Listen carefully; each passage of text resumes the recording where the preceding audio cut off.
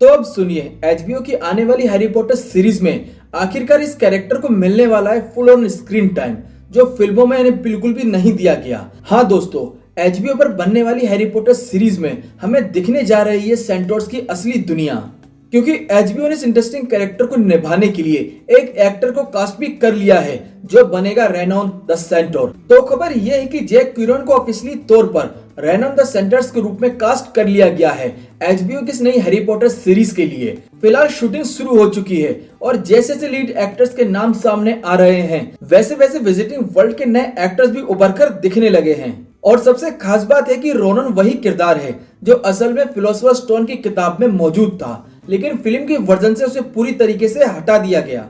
अब जरा जानते हैं रोनन के बारे में। वो एक मेल सेंटोर है जो फॉरबिडन फॉरेस्ट में रहता है। उसका नाम रोनन आयरिश भाषा से लिया गया है, जिसका मतलब होता है छोटा सील यानी लिटिल सील। किताबों में उसकी पहली झलक फिलोसोफर स्टोन में मिलती है, जहां वो बैन को शांत कराता है क्योंकि फिनिक्स ने हैरी पॉटर की जान बचाई थी। क्योंकि सेंटोर्स का एक सख्त नियम है कि वह इंसानों के मामले में कोई भी दखल नहीं देते। हम सभी पॉटर हेड्स को ये देखकर बड़ा अफसोस हुआ था कि फिल्मों में से सेंटोर्स को लगभग इग्नोर ही कर दिया गया था, क्योंकि उसमें ना ही रोनन था ना ही बैन, दोनों को ही पहली फिल्म से पूरी तरीके से हटा दिया गया था। सिर्फ फिनिक्स को ही रखा गया, लेकिन उसका रोल भी बहुत ही छोटा था। जबकि हैरी पॉटर की किताबों में, खासकर ऑर्डर ऑफ द फॉनिक्स में, फिनिक्स का किरदार बहुत ही कमाल का लिखा गया है, जो हॉगवर्ट्स में टीचर बनता है और सभी स्टूडेंट्स को स्टार्स और डेस्टिनी के अर्थ को समझाता है।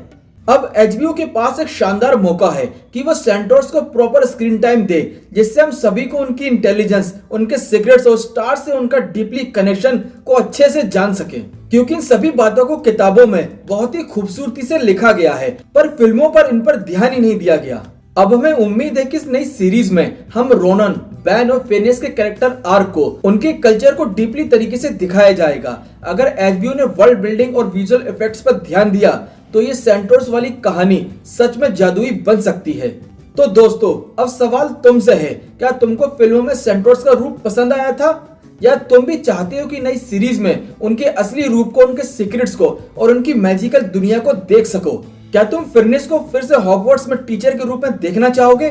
कमेंट सेक्शन में जरूर बताना और ऐसे इंटरेस्टिंग वीडियो के लिए चैनल को सब्सक्राइब कर दो।